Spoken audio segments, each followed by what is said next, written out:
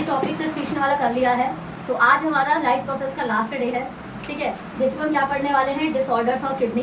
उसके बाद पढ़ेंगे प्लांट अपने एक्सक्रीशन कैसे निकालते हैं। ये दो टॉपिक्स करते ही हमारा लाइफ प्रोसेस चैप्टर क्या हो जाएगा, कंप्लीट हो जाएगा, ठीक है। अब हम देखते हैं डिसऑर्डर्स ऑफ किडनी। मैंने क्या लिखा है, डिसऑर्डर्स ऑफ किडनी। डिसऑर्डर का मतलब होता है कि अगर किडनी के अंदर कोई दिक्कत आ जाए। डिसऑर्डर का सीधा सा मतलब है दिक्कत। एक वर्ड होता है डिजीजेस, एक होता है डिसऑर्डर। तो डिजीज क्या होता है, जो लंबे समय तक ठीक नहीं होता, लेकिन डिसऑर्डर क्या होता है, उसे दवाइयां देके हम ठीक कर सकते हैं। किसी को टाइफाइड है, आपने उसको 14 दिन की दवाई खिलाई, वो ठीक हो गया बंदा, मैक्सिमम 21 डेज का जो कोर्स है वो 14 डेज का ही है। तो अगर मैंने दवाइयां दी और वो बंदा ठीक हो गया तो वो डिसऑर्डर है, बस वो क्या है, एक डिसऑर्डर है। और अगर कोई चीज दवाई देकर भी ठीक नहीं होती, कुछ ऐसे पेशेंट होते हैं जिनका लंबे लंबे सालों तक इलाज चलता है और कोई ट्रीटमेंट नहीं होता, वो डिजीज बन जाती है। क्या बन जाती है वो, कहते हैं किसी को ब्रेन ट्यूमर है तो ज्यादा टाइम तक दवाई खानी पड़ेगी और कोई पर्टिकुलर कोई क्योर है उसका नहीं है, तो ब्रेन ट्यूमर एक डिजीज है। क्या है, एक डिजीज। और डिसऑर्डर क्या होता है, मतलब मैंने दवाइयां दी और वो बंदा क्या हो गया, ठीक हो जाता है, तो वो डिसऑर्डर है। तो वही किडनी में ऐसे कौन कौन से डिसऑर्डर्स होते हैं जो कभी कभी किसी भी बंदे को हो सकते हैं, पर दवाइयां देके या इंजेक्शन वगैरह लगा के या सर्जरीज वगैरह करके हम क्या कर सकते हैं, उसे ठीक कर सकते हैं। तो आओ देखते हैं डिसऑर्डर। सबसे पहला डिसऑर्डर कीटोन्यूरिया। मैंने कुछ डिसऑर्डर्स ना आपको बताए नहीं थे, अब कुछ डिसऑर्डर जो रह गए थे वो सारे मैंने यहाँ पे लिख दिए हैं, जो बताए थे मैंने वो भी लिख दिए हैं, ठीक है। पहला डिसऑर्डर है कीटोन्यूरिया। क्या नाम है उस डिसऑर्डर का, मैंने क्या बोला था, यूरिन के अंदर यूरिया, यूरिक एसिड, हमारे केस की बात कर रही हूँ, हमारे केस में यूरिया, जो भी हम यूरिन एक्सक्रीट आउट करते हैं, यूरिया, यूरिक एसिड या हेपेरिक एसिड, ये तीनों निकले तो ठीक है। पर अगर इनके अलावा कोई भी चीजें आती हैं, इसका मतलब क्या हो रही है, कोई ना कोई, क्या ब्लड के ड्रॉपलेट्स आना ठीक है यूरिन के अंदर, नहीं ठीक है ना, मतलब कोई ना कोई कंडीशन खराब हुई है। क्या WBC आना ठीक है, नहीं है। कुछ भी चीजें अगर गड़बड़ दिखती है तो इसका मतलब आपको क्या हो गई है, कोई ना कोई आपकी किडनी सफर कर रही है किसी ना किसी इन्फेक्शन से, या कोई ना कोई डिसऑर्डर हो चुका है, ठीक है। अब इधर देखो, पहला है कीटोन्यूरिया, मतलब यूरिन में कीटोन बॉडीज आ रही हैं। क्या आ रही हैं, अब बोल दीजिए कीटोन बॉडीज क्या, ये आप 11th क्लास में पढ़ोगे, बस इतना याद रखो, कीटोन बॉडीज हमारे ब्लड के यूरिन के अंदर आना ठीक नहीं है। इसका मतलब मुझे क्या हो गया है, कीटोन्यूरिया हो गया है। अगर मेरे यूरिन के अंदर या किसी भी पेशेंट के यूरिन के अंदर सारी चीजों के साथ कीटोन बॉडी पाई जा रही है, इसका मतलब उस पेशेंट को क्या हो गया है, कीटोन्यूरिया। उसको टैबलेट दी जाएगी, डॉक्टर प्रेस्क्राइब करेगा और फिर उसका कंडीशन ठीक हो सकती है। अगर देखो हीमेट्यूरिया, मैंने बताया था इसके बारे में। ही मतलब क्या होता है, ब्लड। क्या होता है, मतलब उसके अंदर क्या आ रहा है, यूरिन के अंदर ब्लड आ जा रहा है। अगर देखो पायूरिया, क्या है अगली कंडीशन, पायूरिया में क्या आता है, पस सेल्स आ जाता है। क्या आ जाता है, मैंने बताया था, पस सेल्स इज नथिंग, पस sales is your dead WBC। पस सेल्स क्या हैं, WBC, जो डेड हो जाते हैं, अगर वो यूरिन के अंदर आ रहे हैं तो वो भी क्या है, ठीक नहीं आना। तो डेड WBC अगर उसके अंदर आता है तो उसे हम क्या बोल देते हैं, पस सेल्स बोल देते हैं, ठीक है। तो उस कंडीशन में क्या बोलेंगे, अगर आ रहा है तो पायूरिया बोल देंगे। क्या बोल देंगे, ठीक है। फोर्थ कंडीशन है आपकी रिनल कैल्कुली। ये बहुत कॉमन है, आपने सुना कहते हैं पीठ की थैली में पत्थर हो गया है, पथरी नाम सुना लोग कहते हैं। तो कैल्कुली मतलब होता है स्टोन्स। क्या होता है, मतलब पत्थर बन गए हैं। क्या बन गए हैं, पत्थर जो बनते हैं ना हमारी किसी देखो की ना पीठ की थैली बोलते हैं, मतलब गॉल ब्लैडर की बात कर रहे हैं। किसकी बात कर रहे हैं, आपके गॉल ब्लैडर में भी स्टोन्स हो सकते हैं और आपके कहाँ हो सकते हैं, किडनी के अंदर भी हो सकते हैं। और जो पत्थर बनते हैं ना, स्टोन्स बनते हैं, ये कैल्शियम के भी हो सकते हैं और ऑक्सैलेट्स के भी हो सकते हैं। तभी तो डॉक्टर जो होता है ना, टेस्ट भी करता है, यूरिन के साथ यूरिन आपका लेता है और टेस्ट करता है, वो देखता है ना किसके सॉल्ट उस यूरिन के अंदर पाए जा रहे हैं, कैल्शियम के आ रहे हैं या ऑक्सैलेट्स के आ रहे हैं, उसके हिसाब से ना फिर दवाइयाँ दी जाती है। बात समझ रहे हो, तो मतलब जो पथरी भी होता है ना, उसके भी टाइप होते हैं कि जो पत्थर बना है ना आपकी किडनी के अंदर या जो पीठ की थैली या गॉल ब्लैडर के अंदर, वो किस चीज का पत्थर बना है। मान लो बना कैल्शियम का है तो इलाज ऑक्सलेट्स वाला करवा लो, बना ऑक्सलेट्स वाला है, खा कैल्शियम वाली टैबलेट रखो, तो गलत हो जाएगा ना, ठीक है। इसलिए डॉक्टर को दिखा के ही दवाइयाँ लेनी चाहिए, क्योंकि फिर आपकी रिपोर्ट्स में देखता है कि चीज के पत्थर बने पड़े हैं और कितना ज्यादा है। और अगर यही चीज ज्यादा बढ़ जाए तो हम उसे क्या करते हैं, फिर सर्जरी से हटाई जाती है। अगर दवाइयों से उन पत्थर को गला के छोटा कर दिया जाता है तो यूरिन से पास हो सकता है। और अगर मान लो बड़ा सा पत्थर बन गया, बड़े स्टोन्स बन गए हैं, तो उसे सर्जरी से ही ठीक किया जाता है, ठीक है। अब मैंने लिखा है रिनल, रिनल किस टर्म से रिलेटेड था, किडनी से। और कैल्कुली मतलब स्टोन, मतलब किडनी के अंदर क्या हो गया है, स्टोन। तो ये भी तो एक डिसऑर्डर ही है ना। अब क्या होता है, किडनी स्टोन पूरे लंबे समय तक चलता रहता है, ठीक हो जाता ना एक टाइम के बाद, अगर मैंने दवाइयाँ दे दी, सर्जरी करके हटा दिया, तो पेशेंट रिकवर कर जाएगा ना, किडनी स्टोन से नहीं कर जाएगा, बताओ कर जाएगा। तो क्या ये डिजीज है? नहीं, ये क्या है? एक डिसऑर्डर। ठीक है, अब ये देखो यूरेमिया, अगला क्या लिखा है मैंने बोला था यूरिन के अंदर ना यूरिया का भी निकलने का एक लेवल होता है। क्या होता है? एक, अगर यूरिया अपने लेवल से ज्यादा निकल रहा है तो उस कंडीशन को हम क्या बोल देते हैं? यूरेमिया बोल देते हैं। क्योंकि यूरिया भी ना देखो निकलना चाहिए और अपने मोर देन नॉर्मल अमाउंट से एक्सीड नहीं करना चाहिए, मतलब जो भी उसकी एक नॉर्मल वैल्यू है उससे ज्यादा नहीं होना चाहिए। अगर हो गया इसका मतलब उस पेशेंट को क्या हो गया है? यूरेमिया हो गया है। ठीक है, नेक्स्ट वन है आपका ग्लोमेरुलर नेफ्राइटिस। एक बात बताती हूँ, बायोलॉजी में अगर किसी भी टर्म के आगे आइटिस दिख रहा है, क्या दिख रहा है?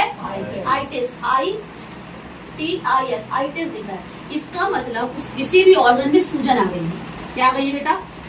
सूजन आ गई है। मैंने बोल दिया, मान लो यहाँ क्या लिखा है? नेफ्राइटिस लिखा है। नेफ्रॉन वर्ड किसके लिए था? नेफ्रो, किडनी से रिलेटेड था, नेफ्रॉन से रिलेटेड था। मतलब नेफ्रॉन में ना ये किडनी के किसी पार्ट में क्या आ गई है? इन्फ्लेमेशन हो सकती है। इन्फ्लेमेशन मतलब क्या है? सूजन। इन्फ्लेमेशन मतलब क्या होता है? अब कहाँ पे नेफ्राइटिस लिखा हुआ है? ग्लोमेरुलर में, मतलब कहाँ पे सूजन आई होगी? ग्लोमेरुलस में आई होगी। वो जो बहुत सारे ग्रुप ऑफ कैपिलरी था, सब ऑफ कैपिलरी एफरेंट आ रहा था, फिर कैपिलरी में डिवाइड हो जा रहा था, तो उसमें क्या आ गई है? सूजन आ गई है, इन्फ्लेमेशन हो गई है। तो इसको हम क्या बोल देते हैं? Glomerular nephritis. में बता रही कहीं भी अगर आपको आइटिस वर्ड दिखे तो समझ जाना उसमें क्या हो गई है? इन्फ्लेमेशन हो गई है। क्या हो गई है? ठीक है, अब इधर ग्लाइकोसूरिया, मतलब क्या आ रहे हैं यूरिन के अंदर? ग्लूकोज पाया गया है। क्या ग्लूकोज आना चाहिए था यूरिन के साथ? नहीं आना चाहिए था, वो तो बॉडी के अंदर एब्जॉर्ब हो जाना चाहिए था वापस से, इसलिए बाकी और सारे फंक्शन कराने के लिए। क्योंकि ग्लूकोज मुझे क्या देता है? एटीपी बनाता है ना, एनर्जी देता है ना बाकी काम कराने के लिए, बस वही है। ठीक है, अब अगला देखो, अब ना अगर किडनी मान लो किसी किडनी वो वेस्ट को फिल्टर ही नहीं कर पा रही, निकाल ही नहीं पा रही, तो इस कंडीशन में अगर किसी किडनी वेस्ट को नहीं निकाल पा रही होती है तो जो पहली कंडीशन खराब होगी तो पहले डायलिसिस करा लेते हैं। मतलब किडनी फिल्टर नहीं करेगी, एक पर्टिकुलरली एक सेटअप करा जाता है जिसकी मदद से उसके जो भी यूरिन के अंदर जो वेस्ट बन रहा, ब्लड के अंदर जो भी वेस्ट, क्योंकि देखो ऑटोमेटिकली होता क्या है, ब्लड ही तो जाता है नेफ्रॉन के पास, मतलब वेस्ट कहाँ पे एक्चुअल में ब्लड के अंदर है ना, ब्लड के अंदर। तो ब्लड क्या कर रहा है, जो किडनी के पास जा भी रहा है तो हमारे नेफ्रॉन को फिल्टर नहीं कर पा रहे, तो हम वही चीज ना आर्टिफिशियली करते हैं। क्या करते हैं? तो पहले तो मान लो अगर हीमोडायलिसिस से ठीक हो जा रहा है तो हफ्ते में, देखो डिपेंड करता है कंडीशन पे, ये हफ्ते में 3 बार भी कराना पड़ सकता है, हफ्ते में 1 बार भी कराना पड़ सकता है, डिपेंड कर रहा है कि आपकी किडनी कितने % या कितने रेट से उसके सेल्स नेफ्रॉन वाले वर्क नहीं कर रहे। ठीक है, अब डायलिसिस करते करते बंदा मुश्किल से 4 साल 3 साल 2 साल जिंदा और ज्यादा किडनी एक्सटेंड कर जाएगी, पर जो लास्ट ऑप्शन होता है वो होता है किडनी ट्रांसप्लांट। क्या होता है? अगर डायलिसिस से 4 से 5 साल काम चल जा रहा है तो डॉक्टर ट्रांसप्लांट की सलाह पहले नहीं देगा। छोटी मोटी कंडीशन से तो दवाई से ठीक हो जाएगी, पर अगर डायलिसिस की कंडीशन आ रही है तो इसका मतलब देखो किडनी खराबी हो रही है, ठीक है, कुछ बार बार हफ्ते में 3 बार आर्टिफिशियली अगर वेस्ट निकाला जा रहा है तो इसका मतलब आपकी बॉडी वीक ही करेगी, आपको दवाइयाँ दी जाएगी। और डायलिसिस के बाद डॉक्टर सलाह देते हैं कि बहुत ज़्यादा प्रोटीन डाइट खाओ, मीट खाता है कोई बंदा तो वो खाओ, पनीर खाओ आधा किलो, ऐसा बोला जाता है डॉक्टर। जिसकी भी डायलिसिस होती है हफ्ते में 1 बार ही हो रही है, उसके बाद आपको आधा किलो पनीर खाना पड़ेगा, मीट खाना पड़ेगा, क्योंकि ना एकदम से ना सारे आयरन्स बॉडी के अंदर से निकल जाते हैं, तो उसे ही बैलेंस करने के लिए आपको एक्स्ट्रा ऊपर से लेना ही लेना पड़ेगा, जो बंदा इस कंडीशन से सफर कर रहा है। तो बस आपको ना एक जस्ट आइडिया देगा, मैंने यहाँ पे जस्ट बना के बताया है कि इस तरीके से ना चीजें होती हैं। और किडनी ट्रांसप्लांट मोस्टली आपको पता ही होगा कब करा जाता है, जब किडनी बिल्कुल ही वर्क नहीं कर रही तो किसी और की किडनी हमारे अंदर क्या कर दी जाती है, लगाई जाती है, उसे होती है किडनी ट्रांसप्लांट करना। ये भी कोई ऐसे बच्चों वाला काम नहीं है। इसमें क्या होता है, पूरा पहले डोनर को मैच करा जाता है, और पता है मैच करने के बाद भी ना कई रेट्स ऐसे देखे गए हैं कि किडनी क्या करती है, मतलब बॉडी रिजेक्शन शो कर देती है ट्रांसप्लांट होने के बाद, तो इंस्टेंट डेथ हो जाती है। सब कुछ इतने टेस्ट हो गए, डोनर मैच कर रहा था, सारी चीजें कर रही थी, बहुत सारे एक्सप्रो करके देख लिए, पर फिर भी ना ट्रांसप्लांट के बाद भी डेथ हो जाती है। देखो मैं तो नहीं चाहती कि ऐसी कभी भी किसी की भी कंडीशन है, क्योंकि किडनी खराब होना मतलब पता समझ रहे हो, एक तरीके से 4 से 5 साल बाद डेथ फिक्स, अगर डायलिसिस वाली कंडीशन आ रही है। हीमोडायलिसिस बोला क्योंकि ब्लड को फिल्टर करा जाता है, इसीलिए बोलते हैं हीमो डायलिसिस करते हैं। ठीक है, आपके आसपास कोई भी ऐसा पेशेंट हो तो उससे आपको हमेशा पोलाइट ही रहना चाहिए, क्योंकि बंदा खुद ही अपनी लाइफ से बहुत ज्यादा सफर कर रहा है, तो आप एक अच्छा ह्यूमैनिटी के नाते एक अच्छा स्टेप कर सकते हो, पोलाइट करते हो, अच्छे से ट्रीट कर सकते हो। चलो फिलहाल जाते हैं हीमोडायलिसिस में कैसे करते हैं, हम पहले पढ़ते हैं क्या करते हैं और कैसे करते हैं। पता ही क्या होता है, एक आर्टरी से ना, एक देखो दो जगह ना उसको वेन वो लगाई जाएगी, कैनुला टाइप होता है, लगता है यहाँ पे ना एक आर्टरी से, एक रेनल आर्टरी से क्या होता है, यहाँ पे क्या होती है आर्टरी, यहाँ से ना एक लगाया जाएगा, वो यहाँ से ब्लड को निकाला जाएगा और साफ ब्लड को यहाँ से डाला जाता है, समझे। यहाँ पे एक लगाया गया, क्या बोलते हैं उसको, क्या था वो, यहाँ जैसे जिससे ब्लड निकाल जाता है ना, हाँ कैनुला लगाया जाता है, ठीक है। तो कैनुला यहाँ से लगाया, फिर यहाँ एक कैनुला लगाया, यहाँ से रेनल आर्टरी से ब्लड निकाला गया, और जो ब्लड यहाँ निकाला फिल्टर करने के लिए, अब ये वाली जो रेनल आर्टरी रहेगी ना हमारे, उसके पूरे सेटअप से यहाँ से कनेक्ट कर दिया जाएगा, और जो ब्लड वापस डाला जा रहा है अच्छा ब्लड, वो यहाँ से कनेक्ट रहेगा। मतलब अभी जो आपका ब्लड था ना इस मशीन के अंदर जाएगा, पेशेंट को ना ऐसे हाथ करके 2 से 3 घंटे लगते हैं फिल्टर करने के लिए, बंदा ना सीधे अपना लेटा होता है, आप हेड वगैरह मूव कर सकते हो, पर हैंड्स को ज़्यादा मूव वगैरह करने के लिए मना किया जाता है, ठीक है। अब ऐसे लेटा जा रहा है, ठीक है, वैसे हाथ करता है, यहाँ से ब्लड आ रहा है, यहाँ से साफ ब्लड अंदर जा रहा है, यहाँ से वेस्ट ब्लड निकल रहा है, और साफ ब्लड को अंदर यहाँ से बॉडी के अंदर डाला जा रहा है रिनल वेन के थ्रू। अब समझो मेरी बात क्या हो रही है, रिनल वेन क्यों बोला है, ऐसी वेन जो कहाँ तक जा रही होगी, किसी में भी तुम लंग वाली आर्टरी या वेन में नहीं डाल सकते हो, तुम सिर्फ किडनी वाली ही आर्टरी में या किडनी वाले ही वेन में डालोगे। जैसे यहाँ पे अगर मैंने, तो यहाँ पे रिनल वेन होगी मेरी, आपको सर्च करनी पड़ेगी, डॉक्टर को पता होता है कि रिनल वेन यहाँ है, कहाँ है, किस तरफ है। तो रिनल वेन से ब्लड, रिनल आर्टरी से ब्लड ले जा रहे हैं ताकि क्या कर सके, फिल्टर करें, और यहाँ से ब्लड अच्छा ब्लड क्या करें, वापस से रिनल वेन से डाल दिया जा रहा है। वो ऐसे हमारा ब्लड आ रहा है ना, तो रिनल आर्टरी से ऐसे ब्लड आएगा और रिनल वेन से वापस आप बॉडी में अच्छा ब्लड जाता है। ये तो मैंने एक सेटअप होता है। अब ऐसे ना जब देखोगे ना होता है, तो ऐसे ना एक ट्यूब ऐसे होता है, बड़ा सा ट्यूब जैसा होता है, उसके अंदर ना एक ऐसी ना ट्यूब कॉइलिंग होती है ट्यूब की, जिसको बोलते हैं सेलोफोन ट्यूब बोलते हैं। क्या बोल देते हैं, आपका ब्लड इसी से करता हुआ यहाँ से जाता है, तो ब्लड तो वहाँ से आ रहा है, फिल्टर कैसे होगा समझते हैं। ये सिलेक्टिवली परमिएबल होता है। What do you mean by selective permeable, मतलब ये ना सिर्फ कुछ ही चीजों को अलाउ करेगा जाने के लिए या अंदर तक, ठीक है। तो ये जो ट्यूब होती है इसको हम क्या बोलते हैं, सेलोफोन ट्यूब, जो क्या होती है, सिलेक्टिव परमिएबल होती है। सिलेक्टिव परमिएबल कहने का मतलब क्या है, कुछ चीज अलाउ करेगी बाहर जाने के लिए या अंदर आने के लिए। अब यहाँ क्या होता है समझो, अब यहाँ पे ना ये सिर्फ यूरिया सॉल्ट, हिप्रिक एसिड जो एज अ वेस्ट बाहर निकल किडनी तो निकाल नहीं पा रही, तो फिर ब्लड के अंदर भी क्या होगी, सारी चीजें होंगी वेस्ट की, यूरिया होगा, यूरिक एसिड होगा, हिप्रिक एसिड होगा, सारी चीजें होंगी ना, तो ये सारी चीजें क्या हो जाएंगी इससे बाहर। अब यहाँ पे ना इस पूरे ट्यूब के अंदर देखो यूरिया, सॉल्ट, यूरिक एसिड सब बाहर आ गया, किसके थ्रू, सेलोफोन ट्यूब के थ्रू। ये क्या है, सिलेक्टिव परमिएबल है, किसके लिए, यूरिया, यूरिक एसिड और हिप्रिक एसिड, कोई भी अगर ऐसा वेस्ट आ जा रहा है तो उसको निकाल देगा। अब यहाँ पे ना एक फ्लूइड भरा होता है इसमें, इस पूरे आपके बड़े से ट्यूब के अंदर एक फ्लूइड भरा हुआ, इसको हम क्या बोलते हैं, हीमोडायलिजिंग फ्लूइड। क्या बोल देते हैं, इसको इस तरीके से बनाया जाता है ना हीमोडायलिजिंग फ्लूइड को, इसके अंदर प्लाज्मा, बिल्कुल प्लाज्मा जैसा लगता है, जैसा हमारा ब्लड का प्लाज्मा होता है ना, बिल्कुल सेम वैसे ही बनाया जाएगा। ब्लड प्लाज्मा होगा, बस इसके अंदर क्या चीजें नहीं होंगी, आपकी वही प्रोटीन्स, आरबीसी, डब्ल्यूबीसी इसके अंदर नहीं होता। तो ये फ्लूइड एक ऐसा फ्लूइड है जो बिल्कुल मेरे ब्लड प्लाज्मा जैसा लगता है, और एक्चुअली में वही है ही, मतलब जैसे कहते हैं कि आर्टिफिशियल प्लाज्मा जैसे कोई चीज बनानी है, तो यहाँ पे हमें क्या डालते हैं, प्लाज्मा जैसे फ्लूइड को नाम क्या बोल दिया मैंने, हीमोडायलिजिंग फ्लूइड बोल दिया। अब इसके अंदर ना ब्लड प्लाज्मा जैसा रहेगा, ठीक है, बिल्कुल किसकी तरह रिजेंबल करता है ये एकदम, ब्लड प्लाज्मा, जिसके अंदर क्या चीज नहीं होगी, यूरिया, यूरिक एसिड, और ये चीजें इसके अंदर नहीं रहेंगी, इस फ्लूइड के अंदर नहीं रहेंगी। जब तुम इस फ्लूइड को डालोगे ना, तो उस फ्लूइड में ये सारी चीजें नहीं होनी चाहिए। समझ रहे मैं क्या कह रही हूँ, जो as a waste cellophane tube तो ये चीजें निकालेगा, इसी के अंदर निकालेगा, और इस फ्लूइड के अंदर खुद ये चीजें नहीं होनी चाहिए। जब ये फ्लूइड ना यहाँ पे देखो, यहाँ से ना वो फ्लूइड डाला जाता है, और यहाँ से जब वो वेस्ट फ्लूइड कलेक्ट होता चला जाता है, तो यहाँ से इसी फ्लूइड को ना बाहर भी निकाला जाता है। ये तुम्हारी किसके लिए, ब्लड के लिए, ब्लड यहाँ से आ रही है, यहाँ से निकल जा रही है।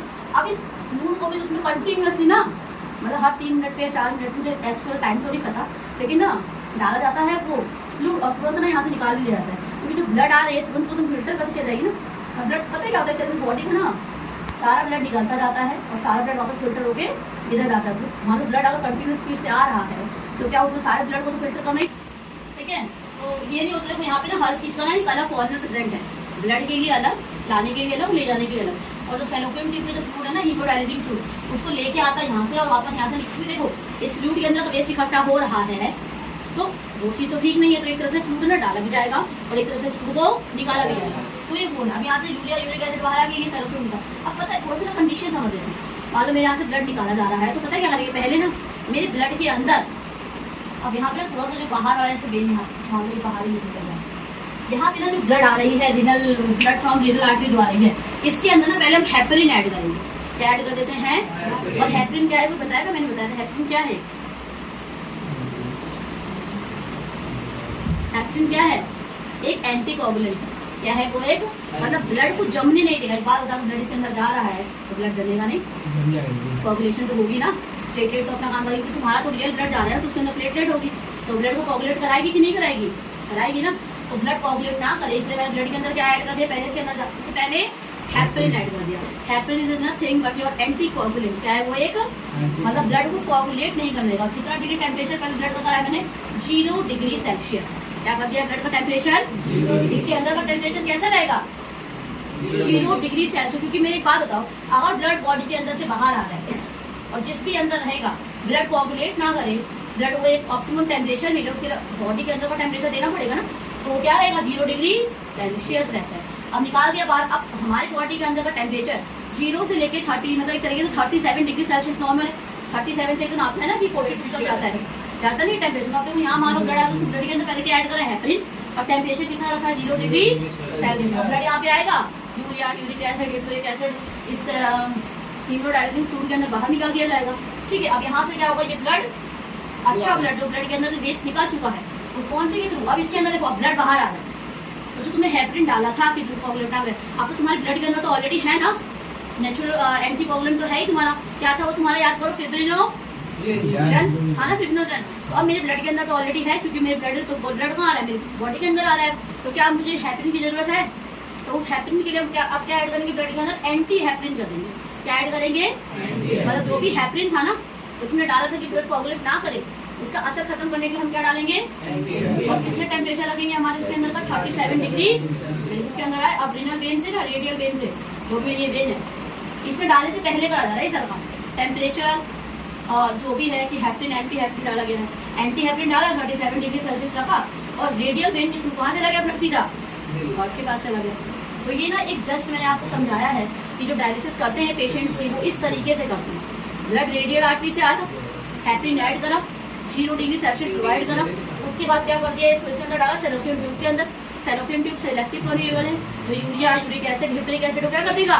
बाहर कर देगा। अब यहाँ से जो ब्लड आ रहा है रेडियल वेन में दे रहा है, उससे पहले एंटी हेपरिन डालेंगे और कितना टेम्परेचर देंगे? 37 डिग्री सेल्सियस। फिर रेडियल वेन से होता हुआ ब्लड कहाँ चला जाएगा? हमारा लास्ट टॉपिक है, समझ आ गया आपको? वैसे disorders of kidney done, haemodialysis done, kidney transplant. देखो इसमें बस यही है कि अगर किसी किडनी बिल्कुल ही मतलब डायलिसिस से भी काम नहीं बन पा रहा है, ठीक है, जो ब्लड है मतलब इतना भी नहीं है ना कि जो पेशेंट है इतना स्ट्रॉन्ग नहीं रह गया, ये अंदर की जो मतलब इम्यून सिस्टम कह लो इतना स्ट्रॉन्ग नहीं रह गया कि ब्लड निकल भी रहा है, इतनी बॉडी ना उसकी झेल। अब सीधा क्या कर सकते हैं हम? Kidney transplant. तो डोनर ढूंढा जाता है बेसिकली ज़्यादा तो फैमिली मेम्बर्स ही होते हैं, वरना बहुत सारे आजकल इंस्टीट्यूट बन गए डोनर को करने के लिए। कुछ लोग पैसे लेकर कर देते हैं, पर जो एनजीओ टाइप होते हैं वो थोड़े कम पैसे में भी किडनी वगैरह वो कर देते हैं, ठीक है। पर बहुत ही कम लोग होते हैं जो डोनेट करवाते हैं ना। देखो अब ना हमें पढ़ना है एक्सक्रीशन इन प्लांट्स के बारे में कि प्लांट अपना एक्सक्रीशन कहते हैं। तो मेनली प्लांट्स के अंदर क्या क्या वेस्ट निकलता है? CO2 निकलता होगा, O2 निकलता है और कुछ वाटर वेपर्स की फॉर्म में तुम देखा होगा ट्रांसपिरेशन प्रोसेस के द्वारा वो लीव्स के ऊपर क्या देते हैं? पानी आता है कि नहीं आता? आता है ना। तो अब मतलब प्लांट्स के अंदर CO2, O2 और वाटर वेपर्स ये एक मेन वेस्ट है प्लांट का। गैस वाला वेस्ट निकालना है तो वो स्टोमेटा से निकाल देता है। पत्तों के अंदर जो होल्स होते हैं, देखो होल्स तो प्लांट के अंदर हर जगह है जिससे वो वेस्ट को निकालेगा। पत्तों पे है तो उसे हम स्टोमेटा बोलते हैं। स्टेम के ऊपर है तो अभी वो स्टोमेटा है, बस उसका नाम बदल गया। क्या बोल देंगे उसको? लेंटिकल्स बोलेंगे। क्या बोल देंगे? अगर वो कांटों के कैक्टस प्लांट को देखा है सबने, कैक्टस में कांटा होता है, उसके ऊपर तो उसको क्यूटिकल बोल देते हैं। क्या बोल देते हैं? क्यूटिकल्स बोल देते हैं, ठीक है। तो यहाँ पे क्या है? गैसेज एक्सचेंज के थ्रू होगा तो स्टोमेटा के थ्रू होगा और स्टेम में किसके थ्रू होगा? लेंटिकल्स के थ्रू होगा। किसके थ्रू होने वाला है? सॉलिड या लिक्विड वेस्ट जब भी होता है प्लांट के अंदर तो बताओ क्या करता है? एक जगह ना कहीं भी इकट्ठा कर देता है। मान लो लीव्स के अंदर इकट्ठा कर दिया, अब वो लीव्स ना अपने आप ही झड़ के गिर जाएगी, उसे बोलते हैं शेडिंग ऑफ लीव्स। क्या बोल देते हैं? तो बहुत सारे प्लांट या ट्री के अंदर ऐसे ना जो बार्क होती है, जो छाल होती है वैसे निकलने लग जाती है। तो पील मतलब क्या होता है? छीलना। पील मतलब क्या होता है? छीलना मतलब छील के ना गिर जाती है। क्या? बार्क गिर जाती है। जो बार्क सड़ गई है, गल गई है, मर गई है, वेस्ट बन गई है, वो क्या करेगी? उससे अलग हो जाएगी। तो पहला क्या था तुम्हारा? मेन वेस्ट CO2 ऐसे निकलता है। अगर लीव्स निकालेगी तो स्टोमेटा के थ्रू निकलेगा, जो छोटे छोटे होल्स होते हैं। अगर स्टेम पे होल्स है वही तो हम क्या बोल देंगे? लेंटिकल्स। सॉलिड और लिक्विड वेस्ट कैसे निकलेगा?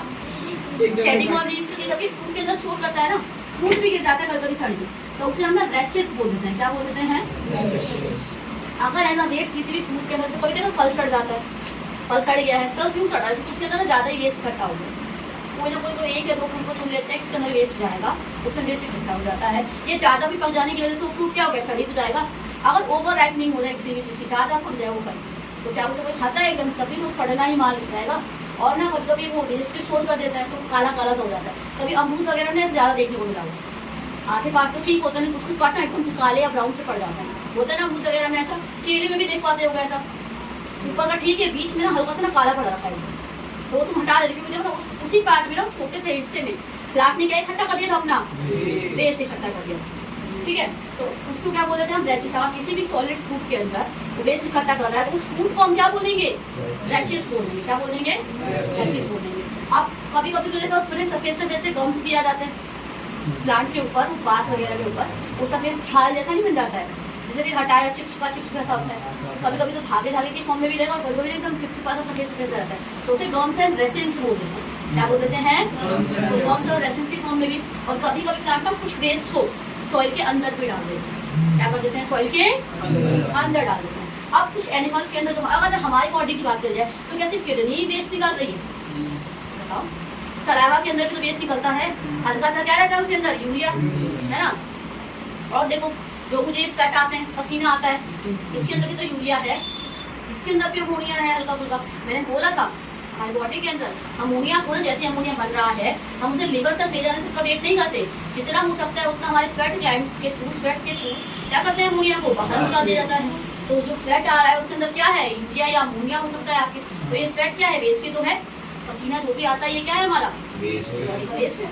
अब ना और एनर्जी आता है, अमीबा को सब जानते हो, यूनिसेलुलर ऑर्गेनिज्म, ये वेस्ट कैसे निकालता है, कॉन्ट्रैक्टाइल वैक्यूल के तौर से। कॉन्ट्रैक्टाइल क्यों बोला, वो ऐसा वैक्यूल है जब चाहे तब बड़ा हो सकता है, जब चाहे तब छोटा हो सकता है। तो अमीबा वेस्ट कैसे निकालता है, कॉन्ट्रैक्टाइल वैक्यूल के थ्रू।